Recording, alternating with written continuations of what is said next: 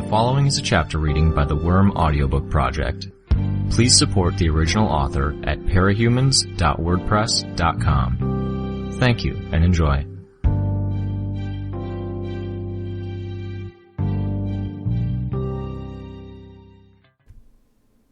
Arc 21, Chapter 6.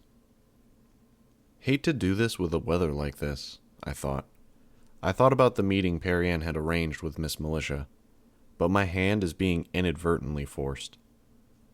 One more step forward, one more phase in the plan. The wind was worse than the rain. I had to wonder how much of it was the aftermath of the Leviathan attack. The city had been flooded, and those same floodwaters had evaporated into the air, trapped within Brockton Bay by the surrounding trees and hills. How wide-reaching were the effects of that one incident? The downpour was steady, moderate. The wind was what turned it into a barrage, a persistent pelting of droplets that moved horizontally as much as it moved vertically. The noise of it, tapping against my armor and lenses, made for a steady patter. My bugs were lurking and gathering in spots where there was shelter, and where things were dry. With only the light of the moon above, these were the same areas that had shadows, by and large. The masses of bugs only seemed to give those shadows substance, made them seem deeper. Through the masses of dark brown, gray, and black bodies. Through other bugs, I felt the movements of the wind, felt how it formed eddies, curling into itself when it met with dead ends, large or small. I could, with a small number of bugs, feel how strong and steady the gale was where the buildings weren't tall enough to break it up. They helped me track the others around me, through bugs that took shelter in the drier folds of their costumes. The Undersiders were here.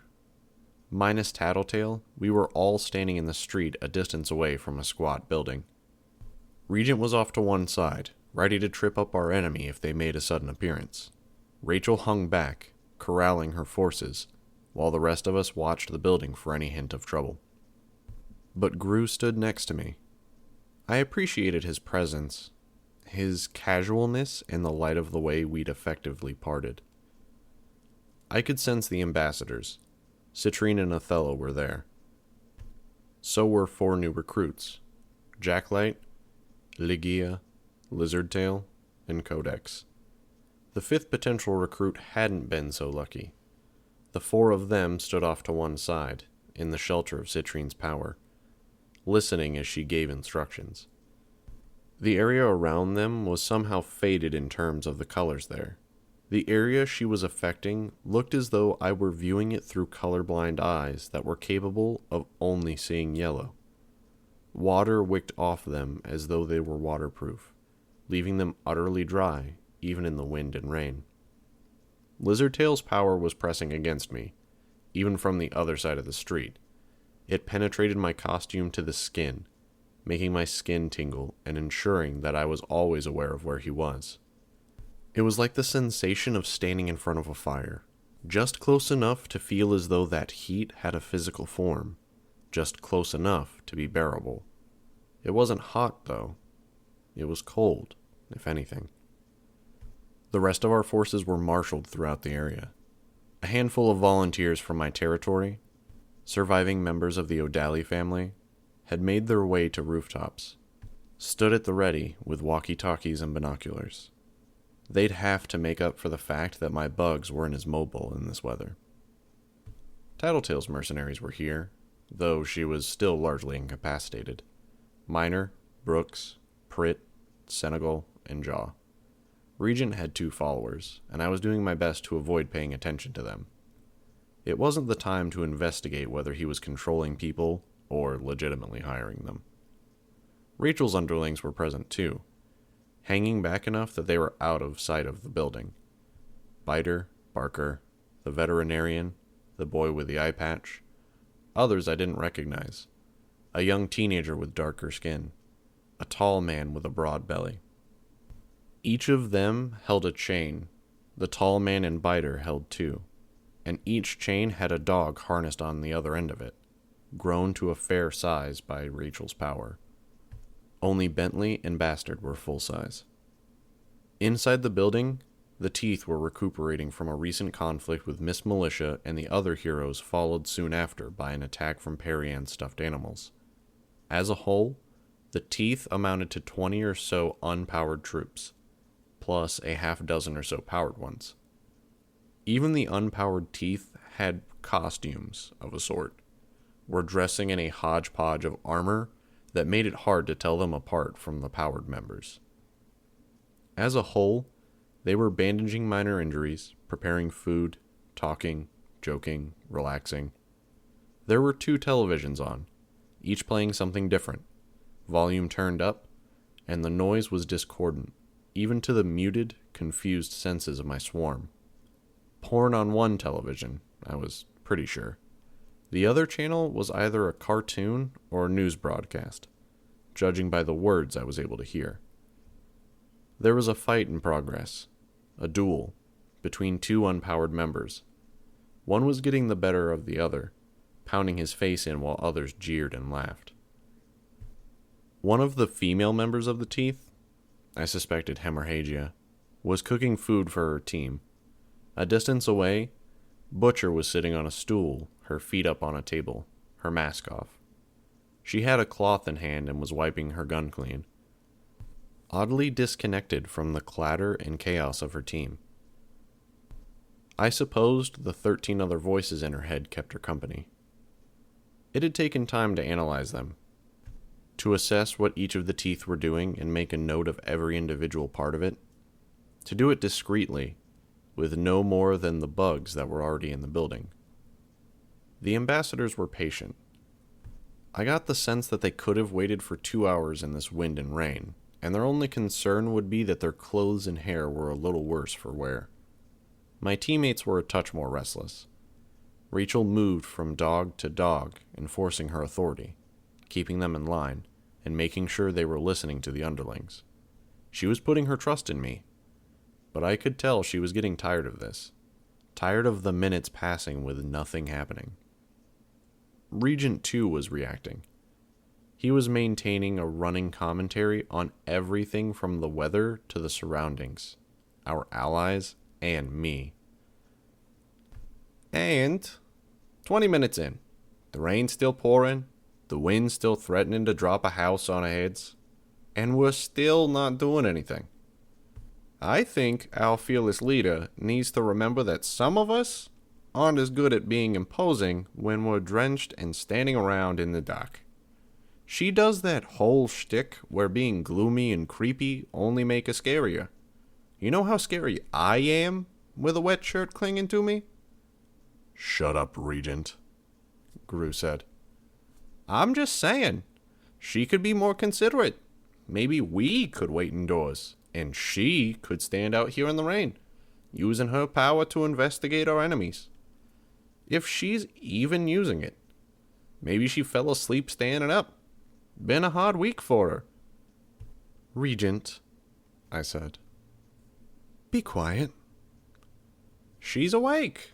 Excellent. Regent's jovial tone was forced enough to border on the sarcastic. There are no vantage points that are also indoors, I said.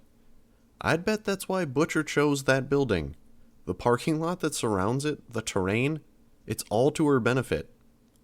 So we pick a mediocre vantage point, or a shitty one, so long as it's dry. Or, here's an idea, maybe we attack. We have them outnumbered. We have better powers than most of them. We win, absolutely, I said. Or we don't fight at all. Too many of them have powers that could help them escape. Vex fills an area with her power and runs. Animos transforms and runs. Or Spree masks their retreat with his power.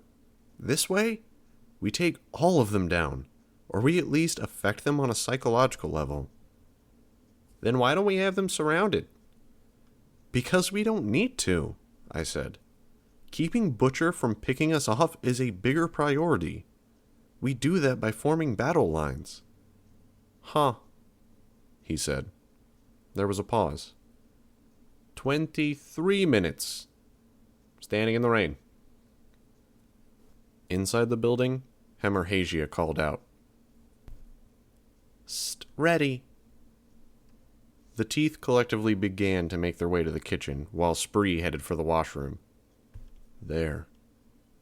We're attacking, I said, and I spoke through the bugs that were near each of my allies. Be ready. The bugs I'd kept in reverse swept into the building, not from the direction our forces were standing, but from the opposite direction. They flowed in, swarming over the teeth. Less useful bugs plunged themselves into the food. They scattered money where money was left out in the open, caught unattended weapons and pieces of armor and either buried them or started to drag them from sight. No! Hemorrhagia shouted, trying to cover her chili with a lid. No, no, no! Fuck you! No! Hearing the shouting, Spree stood from the toilet, only to find a handcuff connecting him to the towel rack. Fight! One of the teeth shouted, rather unnecessarily. He was joined by others. Kick their asses! Kill them! Spree managed to tear the towel rack from the wall and made his way out of the washroom, working to get his belt buckled. Other armor gathered under one arm. I was well aware of how costumes made using washrooms a pain in the ass on the best of days. Getting everything necessary off, getting it back on again, attaching everything essential. Spree had the added issue of innumerable trophies and pieces of armor in his suit, all loaded down with spikes and hooks. And he was now in a rush, running forward into a swarm of biting, stinging insects. He dropped one piece of armor, and bugs swarmed it. He cast one backwards glance at the item in question, an elbow pad or knee pad, and then decided to leave it behind. It was the little things that would deliver a hit to their morale. Attacking while they were tired, spoiling a meal they were anticipating, throwing everything into disarray. If they happened to come out ahead in this fight, or if any of them slipped away, they might return to reclaim their things. They'd find cockroaches had chewed through the cords and internal wires of their televisions, that pantry moths infested their food supplies, and every article of clothing was infested with lice. And if they entered this fight mad, all the better. It would mean they were gunning for us instead of running. The first person out the door was caught by a tripline of spider silk. Others trampled over him. One fired a gun into the darkness beyond. Wrong door, wrong end of the building. And the door had somehow closed and locked behind them. The powered members weren't in that group, though. As disorganized as the rank and file members were, the capes in the gang were only looking to their boss, gathering in the kitchen. Butcher didn't react as bugs bit and stung, and capsaicin-laden bugs found her eyes and nose. Her skin was too tough, and she didn't feel pain, thanks to Butcher's 12 powers. She was composed as she lifted a gun that would normally have been mounted on the back of a truck. Without putting it down, she held it with one hand and donned her mask. She turned our way, as though it wasn't even a question. A sensory power. Butcher, too. The ability to see people's veins, arteries, and hearts through walls. She had the powers of 13 capes, watered down, plus her own. Some of those capes had possessed multiple abilities. By power or by cunning, each had managed to kill the last. This Butcher had the resources of each of them. She led her group through the doors towards us, as silent as they were noisy. I'd almost expected her to do the inverse of what she was doing and send her foot troops in first. Instead, she was the first through the doors, her powered allies immediately behind her. Her foot troops were the last to arrive, traveling around the full length of the building, swearing all the way. They filled in the gaps of her group and gathered behind. It was a different dynamic than some groups we'd fought. These weren't loyal soldiers or people fighting because they had nothing to lose. They were opportunists, riding the coattails of the ones with real power. Hyenas picking at the scraps that were left behind after the lions had supped. Spree was the first to use his power, and I got a sense of how and why the group had arrived at this present strategy. It wasn't just that Butcher was dangerous enough to walk face first into danger. They had Spree to form their front ranks. 4 Sprees split off from him as he stood there, slightly hunched over as if bracing himself against recoil. They were produced with such force and speed that they briefly flew through the air, stumbling slightly as they hit the ground running. 3 more Sprees were a fraction of a second after the first wave, with even more a half second behind them. 15 or so Sprees in 3 seconds, before I'd even had a chance to call out an order. Duplicates produced at the rate that a machine gun spat bullets. They ran, some screaming, others swearing aloud as they crossed the distance between our 2 groups, charging as a mass, limbs flailing, weapons. Weapons? It was hard to see in the rain, but the Sprees were all subtly different. Some had knives or pipes they could bludgeon with, others had guns, and more had improvised weapons. The mixing and matching of their armor was different as well. There was a drawback, though. Whatever they were, as solid and innumerable as they might have been, they were dumb, getting dumber every second they were alive. He was producing a living tide of bodies, but they weren't capable. They were good for a little more than sheer body mass and violence. By the times the first ones reached us, they were barely able to put one foot in front of the other. One reached me, swung a table leg at me in a wide, predictable swing. I caught it, twisted his arm, and pushed him into a Spree that was stumbling forward from behind him. They both fell, and neither seemed to have the wherewithal to climb to their feet before they were trampled underfoot. It was like fighting an infant with the size and strength of a grown man, except there were 50 or 60 of them. 100? The street was nearly filled with the bastards, from sidewalk to sidewalk, a mob between the teeth and us. They didn't seem to be smart enough to realize they could actually shoot the guns, where the occasional Spree had one in hand, but the sound of a gunshot going off suggested that one had accidentally pulled the trigger. The shot rang through the air, cutting through the thrum of raindrops striking the ground. Like the gunshot that marked the start of a race, it was the moment that brought the real fighting to a peak. The teeth and our side all jumped into action. My bugs flooded into the group, condensing on the key members. I couldn't seem to touch the Spree that was generating the mindless clones, as his body vibrated and rippled, but I could attack Hemorrhagia, Animos, Butcher, Reaver, Vex, and the underlings. The press of near-identical bodies was almost useful, giving my bugs shelter and dry surfaces to move on. Codex advanced, breaking away from the rest of the ambassadors. She was a pale woman, dressed in a white evening gown, wearing a simple, featureless white mask, a temporary costume. She reached towards the crowd. I could see the eyes of the Sprees lighting up as the effect reached further back into the crowd. They stumbled, slowing, blocking the ones behind them from advancing. Groans and grunts echoed from the crowd, all eerily similar. Their powers were new, less than 6 hours old. A court had agreed to lend them to us. Though their costumes hadn't yet been designed, their powers not fully explored. We'd offered Tattletale's analysis of their capabilities in exchange. She'd barely been capable, hadn't yet recuperated from the migraines she'd suffered earlier in the week, and the use of her power had only brought the migraines back with a vengeance. Still, we'd talked it over and agreed that the assistance of the ambassadors as a whole was that much more useful in this scenario than a worn and weary Tattletale. Tattletale's feedback was essential, but we already had a sense of who the teeth were, and Tattletale had been able to fill us in on the new ambassadors just as readily as she'd filled a court in. Codex was a blaster-thinker hybrid. Tattletale had speculated that the woman caused permanent brain damage and memory loss, briefly augmenting her own processing power in exchange. The duplicates Spree was generating weren't gifted with much in the way of brains to begin with. Even a little damage was having devastating results. Jacklight was launching forth the minuscule orbs of light, each growing as it traveled before stopping in midair. Each warped space around it, accelerated movement, enhanced the output of certain forms of energy. Where one of his lights was set next to a wall, it redirected one running duplicate into a wall. Another, closer to the ground, swung a spree that stepped over it into the ground face first.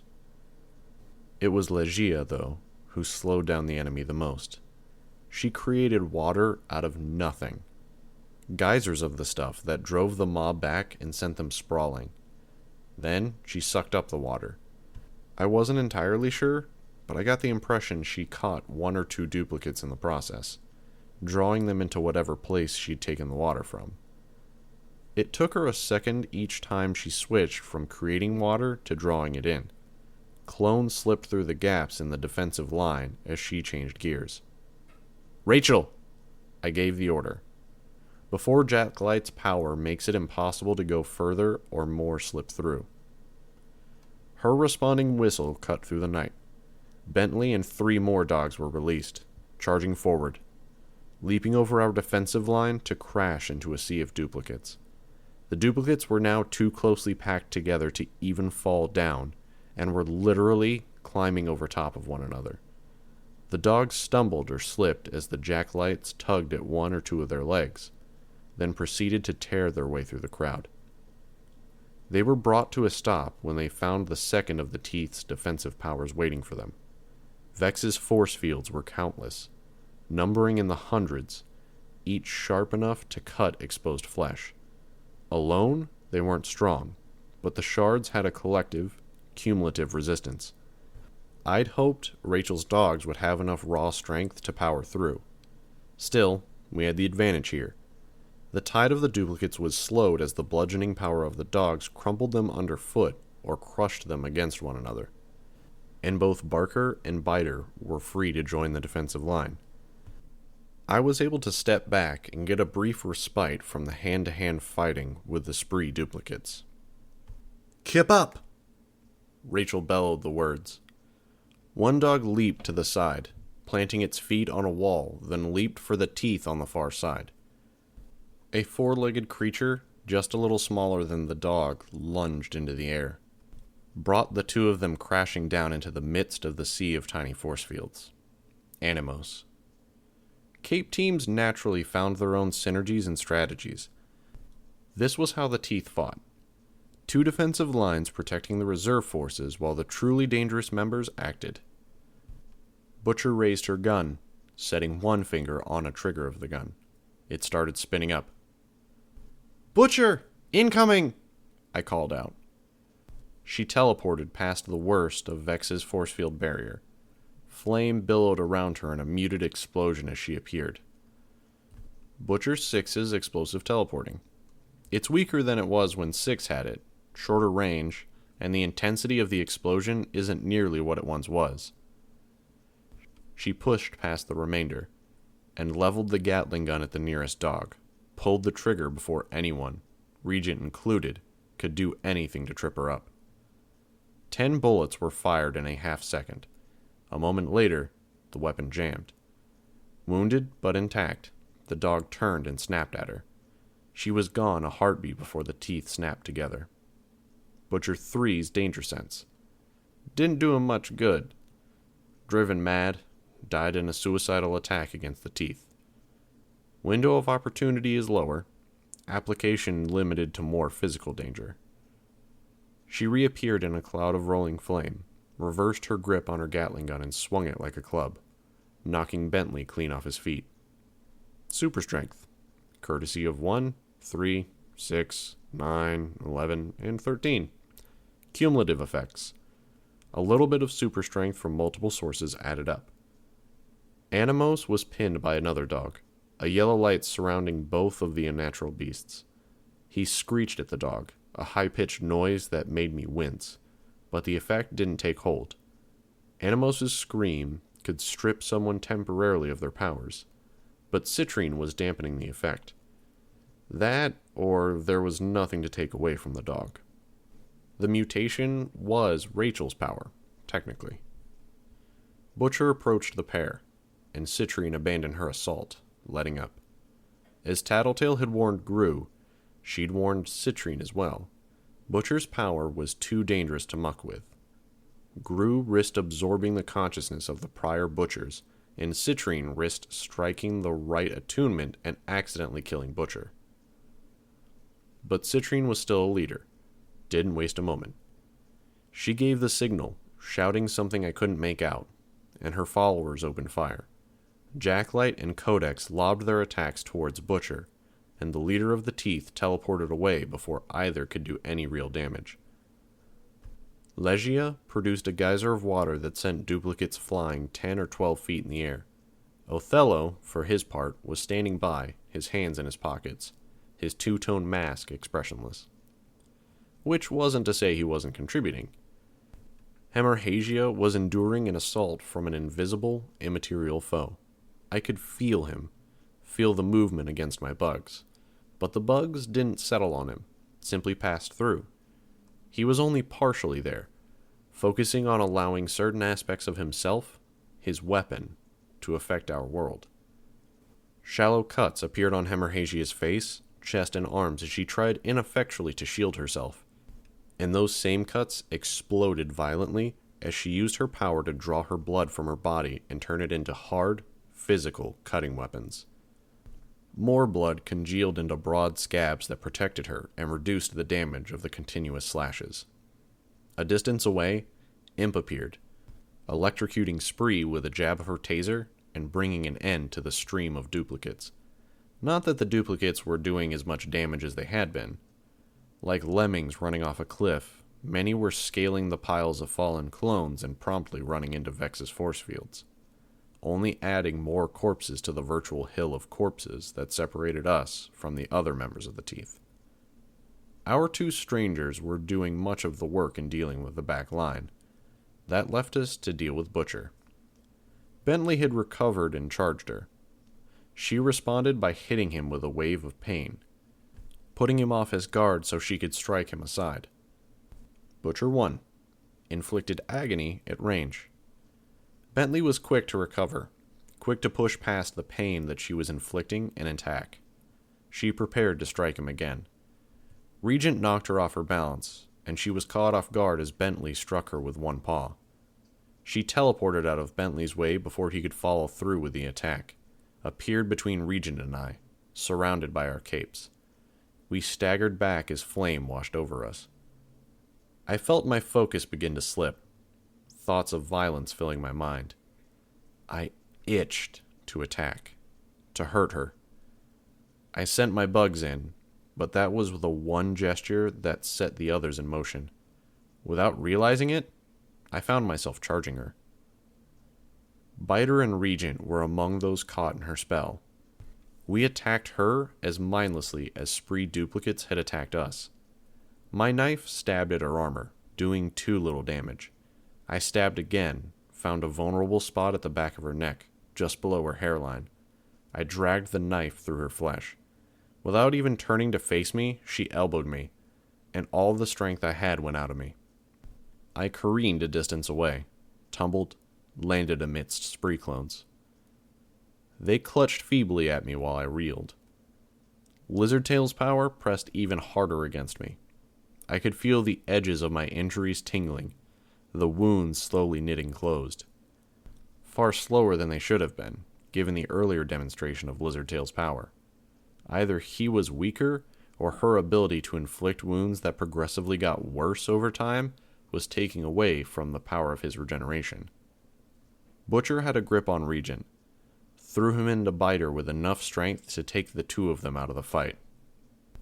Possibly enough strength to kill one, if Lizardtail's power wasn't able to outpace the internal damage done. Induces mindless rage. Power from Butcher 9. Very low range. Inflicts wounds that fester. Power from Butcher 4. Less effect than 4 had. Far shorter duration. She teleported. I could sense where she'd arrived as my bugs died en masse. She was going after Rachel. I had lines of silk prepared. Did what I could to blind Butcher. She struggled briefly, then teleported freely of them. Codex and Legia directed attacks her way, and again, Butcher disappeared before either could really affect her. I felt something shift inside me. and the pain dropped to a fraction of what it had been. I got to my feet. "Go!" I shouted. "Get to the wounded!" Rachel whistled, and the dogs converged on our location.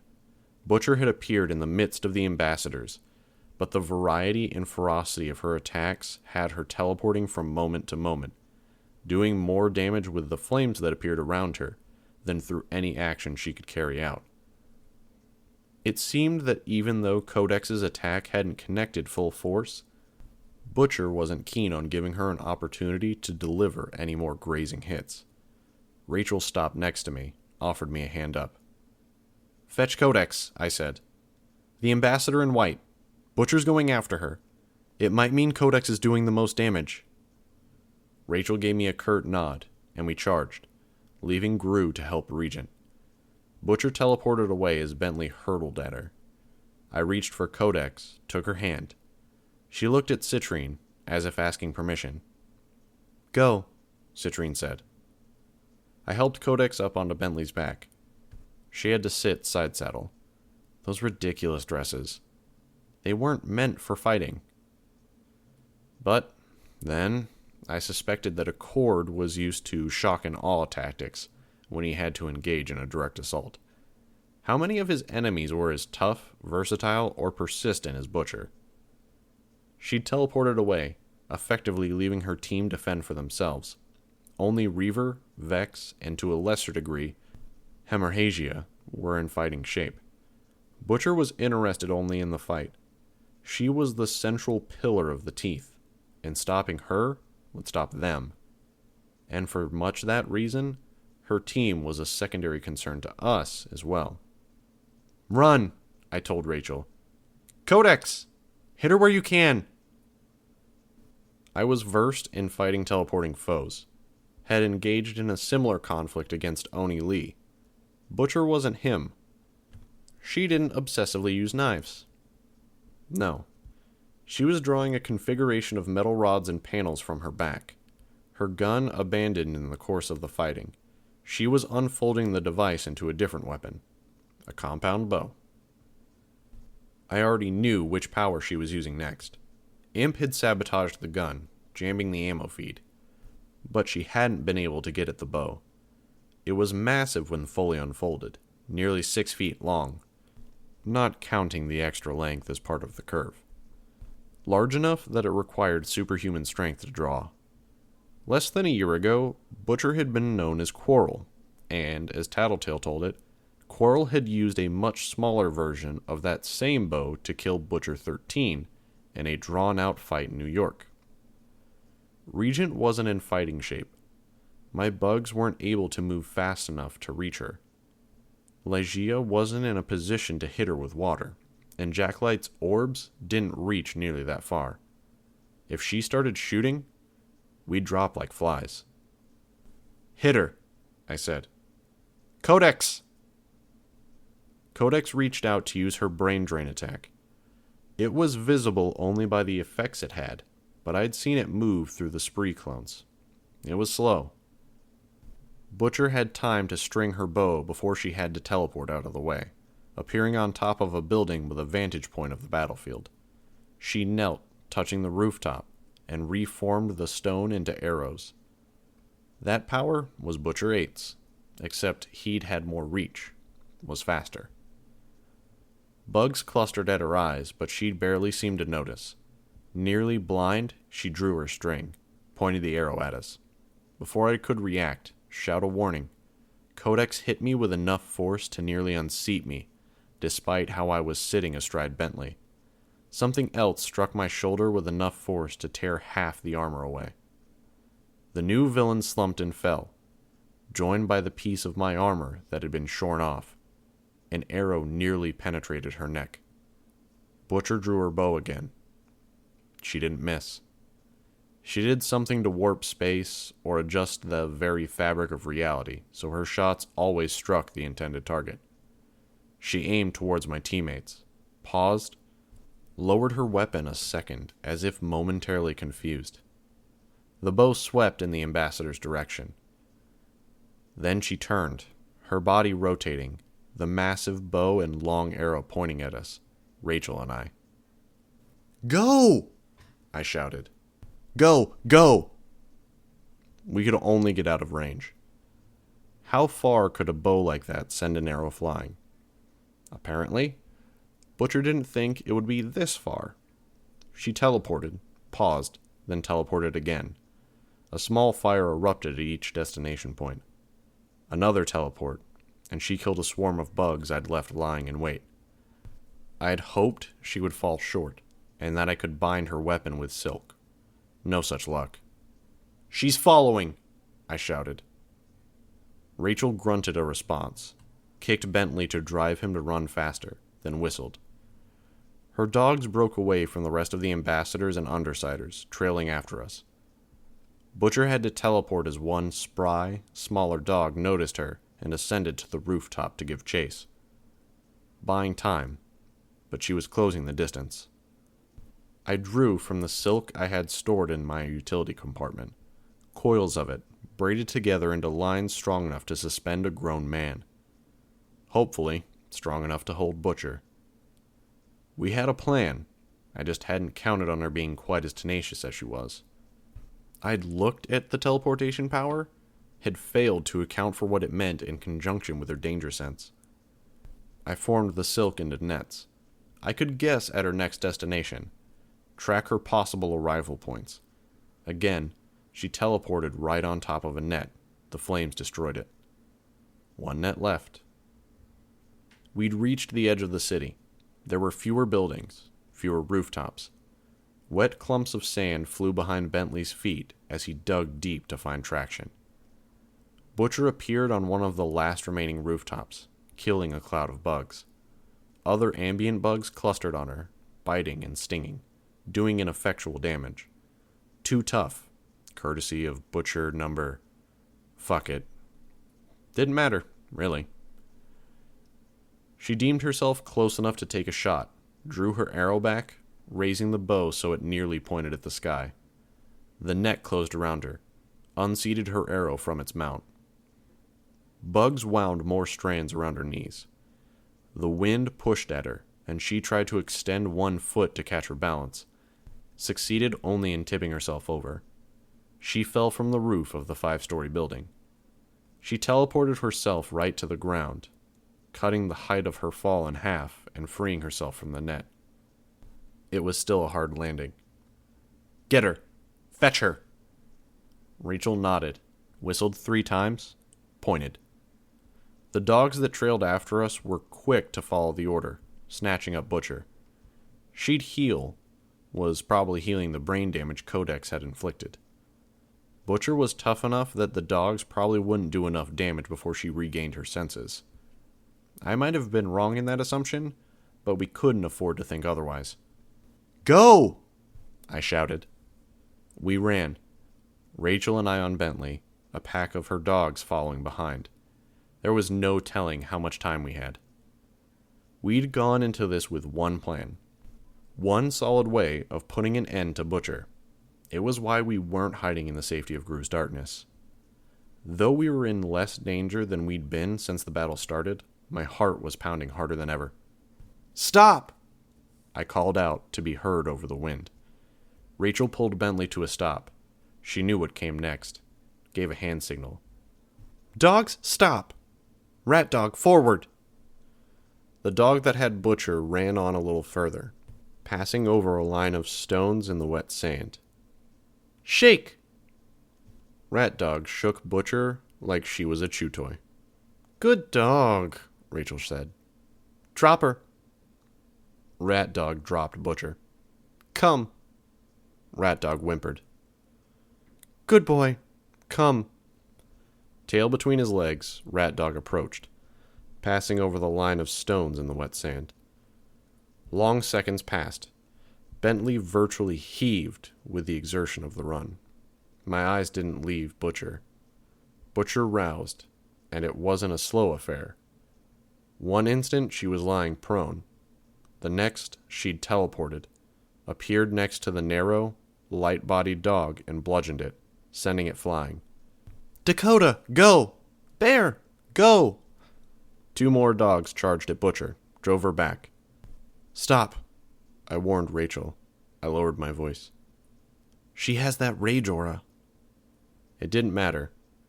Butcher dispatched the 2 dogs just as easily, eyed us wearily as Rachel commanded them to retreat. "Good dogs," she said as they hurried to her side. My eyes still didn't leave Butcher. I watched, waited. She didn't understand what was going on, why we weren't pressing the attack. But she wasn't confident either. She strung her bow as if testing us. She started to create an arrow out of sand, condensing it into a more solid form. Then she gave up, stepped back. The hardened rod of sand crumbled. "Stop it," she said. I shook my head. She lashed out, hit us with raw pain. In the agony, the feeling of fire running through my veins, I toppled from Bentley's back. I had anticipated this, or something like it, knew it was temporary. I could only grip my teeth and tell myself it was almost the best-case scenario, even when it didn't quite feel like it. Rachel's dogs bristled, but the pain dissipated, and she found herself free to command them to stand down. It didn't matter. Butcher was on her knees now, face turned toward the ground. "Don't say anything," I murmured. With more focus than before, Butcher formed a spike out of hard sand. She was murmuring to herself now, conversing under her breath with the voices in her head. She sounded oddly insistent, plaintive in a very childish manner. When the weapon was formed, she glanced skyward, murmured something indistinct, then teleported a distance into the air, directly above the spike. There was a wet sound, a pause. "Nothing?" I asked Rachel. "You don't feel her powers?" She shook her head. "Then let's go." We began our long journey back to the others, leaving Butcher with a spike through her heart. No rush. The fight was over. One more foe taken down. If the PRT happened to wonder if any of the Undersiders or Ambassadors had acquired Butcher's powers, all the better. "Mind if I come by tonight?" I asked, my voice low. Rachel shot me a glower over her shoulder. "Why?" "To talk?" "We can talk now." "And so I can see how you're coping with your minions." "Whatever," she said. "Is that a yes?" "It's a whatever," she said. "Do whatever you want." "Okay," I said. There was no more conversation as we closed the distance to the others. They were more or less in ship shape when we arrived. Regent was propped up against a wall, but he wasn't pulverized. The only one we'd lost was Codex. "Success?" Gru asked. "Success," I said. The entire group, even the straight-backed ambassadors, seemed to react with relief. "Guess my sister has one more kill under her belt," Regent commented. 14 voices in Cherish's head to keep her company as she spends the next few centuries alone at the bottom of the bay. Part 2. "Daddy!" a toddler squealed. No older than 3, the small child waded past a pack of dogs to her father, the tall, large-bellied man who I had seen handling some of Rachel's dogs. Rachel ignored the reunion, greeted the dogs who milled around her, barking and whining in joy as their master returned. "Food?" she asked me, almost as if it were an afterthought. "Sure." "Someone make food," she declared. "I will," a dark-skinned teenage girl declared. She looked to be of mixed race, with brilliant blue eyes that didn't match up with her brown, coarse hair and skin. "Hamburger," Rachel said. "Okay," the kid said. "Anything else?" "No." "Vegetables," I cut in. "Something healthier." Rachel shrugged. "That grilled crap you made before, with, long green vegetables?" "The asparagus?" "Yeah, that was good." The kid looked like she'd just won the lottery, almost bursting with joy. Barker, Biter, and the veterinarian all set to basic chores around the place, as if it were routine. No one seemed to begrudge the fact that Bitch was taking it easy while they worked, not even Barker, who had been somewhat prickly the last time I'd run across him. Either she'd earned their respect, or they'd learned how stubborn she was. "I want to talk to you about the future," I said. Rachel said, reclining. The dogs were clustered around her feet, the larger ones laying their heads in her lap. "It's problematic having you patrol the area out here, scaring the locals. You know that, right?" Rachel shrugged, apparently unconcerned. I watched as the man with the 3-year-old girl joined one of Bitch's other followers, a woman who had apparently been babysitting the child. He fished in one pocket for money, then handed it over. His voice was quiet, a mumble. "When somebody helps you out, what do you say?" "Thank you," the toddler chirped. The woman only scowled. I saw Rachel out of the corner of one eye, watching. The man made his way past the kitchen, nearly running into the darker-skinned girl who was already cooking, past Barker and Biter, before finding a place to sit with his child. Despite his size, his presence, the man with the child didn't make eye contact with anyone, almost flinched at it, even in the face of a 100-pound girl. Mentally disabled? Developmentally delayed? Or had he suffered a trauma? Between the way the girl had been so overjoyed at the slight praise and this man's attitude, I was wondering if maybe Rachel's people were somehow just as damaged as she was. "There's one possibility," I said to Rachel. "A role you could play in this. You don't have to. Just putting it out there." "What's that?" "The portal. It sounds like it's going to be a thing. There's a whole world out there with nobody around. People will be settling there, establishing a society. I'm imagining there'll be something of a society popping up around the portal. A mirror city of Brockton Bay. But there'll be pioneers as well. People striking out on their own. And some of the Undersiders' enemies are going to try to slip through, control things on the other side. And if you're willing, maybe you could serve as an aide to the Undersiders, but you patrol for trouble, track down troublemakers and fugitives. That could be your territory, more than just the fringes of this city." She frowned. "It's just an idea." "It'd be hard to feed my dogs." "Manageable," I said. "Tattletale aims to control one of the fleets that bring supplies to the other side. We don't know how restrictive the government will be with the portal, or where ownership will lie, but I don't imagine getting dog food to you will be a problem.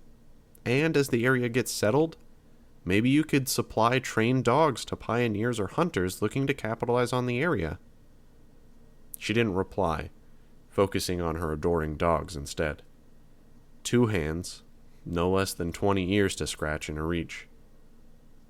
"Think about it," I said. She grunted. The man was playing with his daughter, who was squealing and reaching out to pet the dogs who were standing by, almost protective. "They're okay?" I asked. "The dogs won't hurt the kid?" "None of the dogs at this shelter," Rachel said. "Pick them carefully." I was a little stunned at that. To give that much thought to something like that? It wasn't in her character.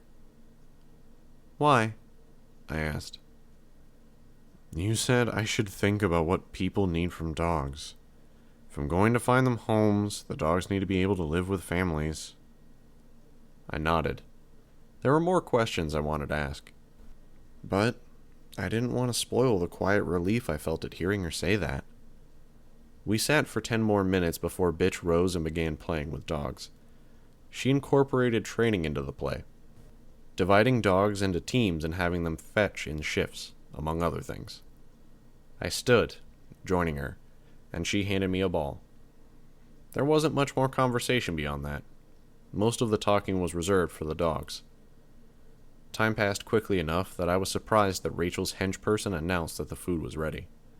Not everyone collected some. Barker and Biter held off. The vet had her hands full. Rachel loaded up a plate with 2 burgers and a pile of grilled vegetables. I took about half the portion she did. It wasn't very good, but the kid seemed so pleased with herself that I couldn't say anything to that effect. Rachel didn't seem to care. Nor did the big man and his daughter. "Thank you," the toddler piped up, sing-song, when she was done eating the bits of crumbled up hamburger and bun. Rachel, for her part, only stood to grab a soda. She mussed up the cook's hair on the way back, as if she were petting a dog. Not quite a leadership style I might have suggested, but the kid looked happy. I finished what I could, considered throwing the rest to the dogs, then decided it was best not to risk angering Rachel. It was late at night, now, but I didn't return to my lair. We tended to the dogs, grooming them, cleaning their ears, and brushing their teeth. Certain dogs were due pills, and Rachel saw to it that they got the pills. It was an endless sequence of those little tasks I'd always found frustrating. Cleaning up, doing jobs that would only be undone by the next day, if not within minutes. I'd always found them frustrating, found it tolerable only now that I could delegate bugs to many of them. Rachel reveled in it. It seemed to calm her, center her. The others found their way to their beds, or made their way out the front door to head back to wherever they lived. Many dogs retreated to the kennels that were set out for each of them, and Rachel took the time to lock them in. The night was creeping on, and I wasn't leaving. I knew why. Didn't want to admit it to myself. Exhaustion overtook me eventually, though I would have been hard-pressed to say exactly when. I woke in the middle of the evening, found myself slumped on a couch with a crick in my neck, a blanket over me. Rachel was on another couch, and the blue-eyed girl, the cook, was lying beside her, her back pressed to Rachel's front. I stood, stretched, winced at the knot at the muscle where my neck met my shoulder. The movement seemed to stir Rachel. She stared to extricate herself from behind the girl. "Don't let me disturb you," I murmured, keeping my voice quiet enough that it wouldn't disturb anyone. She shifted position, keeping herself propped up. "You leaving?" I frowned. "Yeah." "Okay." She settled back down, and the kid curled up against her. Kid. The teenager was probably older than Aisha or Vista. I couldn't help but see her as younger, because there was something about her that seemed lost. Maybe that was the role that Rachel filled here, forming a screwed-up, antisocial family with those who had nobody else. Damaged people. I was okay with that. I could believe that, even if she didn't heal them or help them get better in any explicit way, she wouldn't make them worse. I felt like I should say something more, but I was tired, my thoughts increasingly occupied by great matters. "Bye." "Bye," she said. I headed to the door. I was already gathering bugs to me, just to ensure I had a safe walk back. A walk home in the dark would be nice. Time to think. "Thanks." I stopped in my tracks, looked back. Rachel had her head down against the armrest of the couch. I couldn't see her through the other girl's head, but it had been her voice. I revised my opinion. Maybe they could heal each other, in their own ways. It helped, as I stepped outside and started my long, quiet trek home. I was riddled with doubts, with countless worries, but knowing that Rachel was in a better place was a light in the darkness. I had let 2 days pass since my conversation with Miss Militia. Dealt with the teeth. They weren't all gone. Hemorrhagia had slipped away, as had Reaver, and there were rank and file troops. Perry Ann still had some cleaning up to do, at the very least. But the teeth weren't the presence they had been. Now, I had to face everything I'd been dreading. I had spent my time here because I was procrastinating, putting off the inevitable. I couldn't put it off any longer.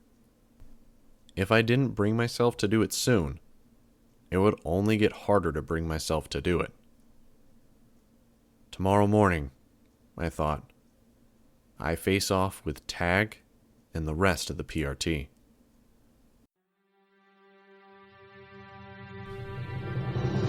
Hi, this is Nathan Bowman, or NSPB. You just finished listening to a chapter from Arc 21, Imago, from the web serial Worm by J.C. McRae. This production is brought to you by the Worm Audiobook Project. If you would like to know more about us, or to volunteer your own services, please check us out at audioworm.rein-online.org. You can download or listen to every chapter directly from our site, or you can find us on iTunes or any podcast app under Worm Audiobook. Thank you for listening.